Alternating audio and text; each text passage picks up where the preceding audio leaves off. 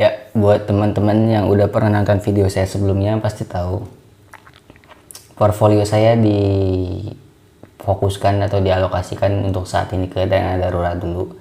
Nah, emang apa sih dana darurat itu? Seberapa penting sih dana darurat? Kita akan membahasnya kali ini.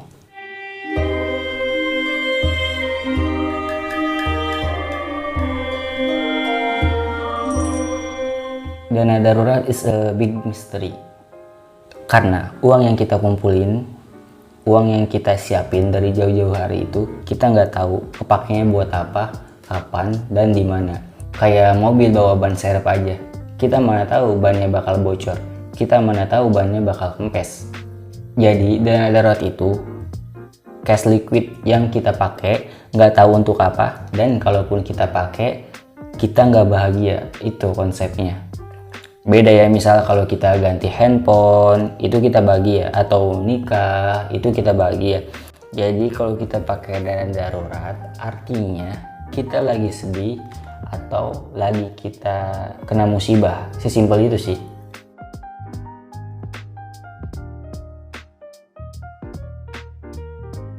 Jadi ada beberapa hal yang bisa kita identifikasi kapan kita pakai dana darurat. Yang pertama, kehilangan pekerjaan, yaitu contohnya PHK atau pemasukan drop banget.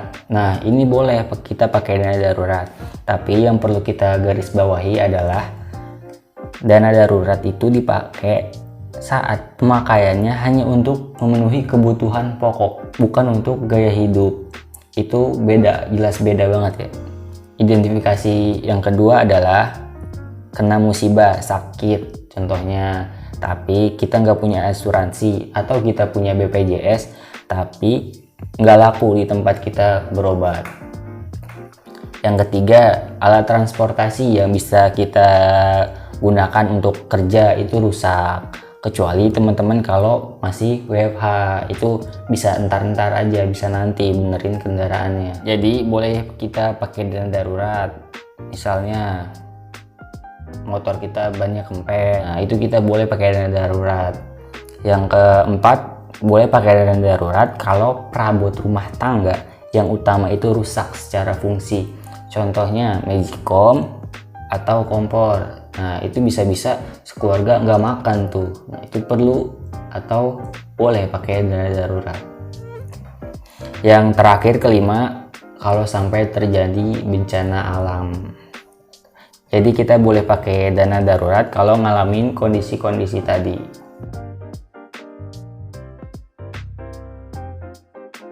Cara nentuin alokasi jumlah dana darurat kita bisa dengan cara jumlah pengeluaran pokok kita selama sebulan dikali minimal 3. Kenapa saya bilang minimal? Karena semakin tinggi semakin bagus. Contohnya buat kalian yang jomblo atau nggak punya pasangan, pengeluarannya cuma 2 juta. Nah 2 juta dikali 3 sama dengan 6 juta. Itu udah lebih dari cukup. Kenapa? Karena harapannya misalnya kita kena PHK, itu kita harapannya selama 3 bulan itu kita bisa hidup dan masih bisa cari kerjaan yang baru. Nah makanya minimal 3 bulan. Lebih banyak lebih bagus, misalnya dikali 6, 9, atau bahkan 12. Bagi yang udah berkeluarga itu 12 ke atas sih.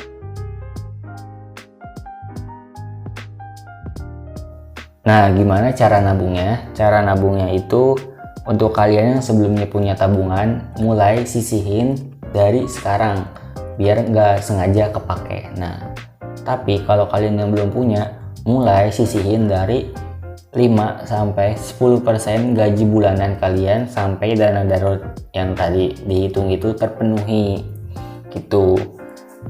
Nggak apa-apa, pelan-pelan, namanya juga nabung. Yang penting itu konsisten.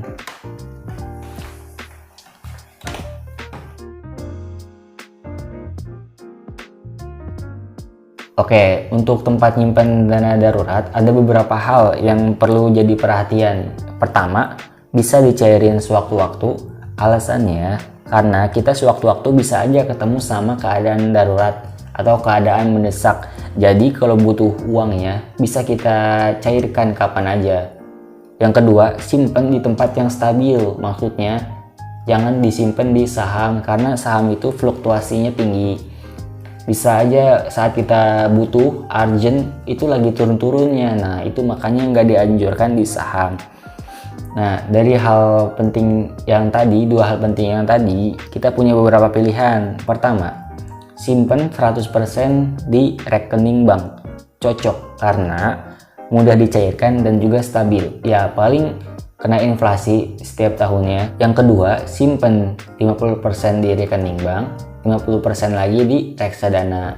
Yang ketiga, simpan 100% di reksadana. Itu yang saya lakukan untuk sekarang. Nah, kalau kalian mau nyimpen uang di reksadana, pastiin taruh di RDPU atau reksadana pasar uang. Kenapa? Karena bisa dicairin sewaktu-waktu, stabil, dan juga bisa bertambah karena return tahunannya lebih tinggi dari inflasi. Untuk reksadana bisa lewat berbagai macam aplikasi, contohnya yaitu Bibit atau Ajaib atau bahkan Allshop sekarang pun ada, salah satunya Tokopedia. Tapi saya lebih prefer ke Bibit karena lebih mudah dipakai dan lebih mudah dimengerti oleh orang awam.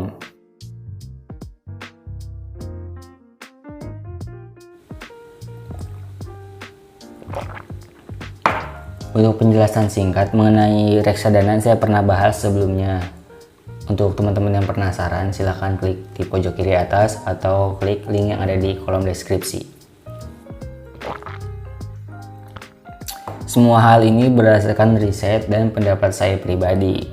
Kalau teman-teman ada saran atau masukan, feel free aja DM saya atau chat di kolom komentar. Sekian, terima kasih.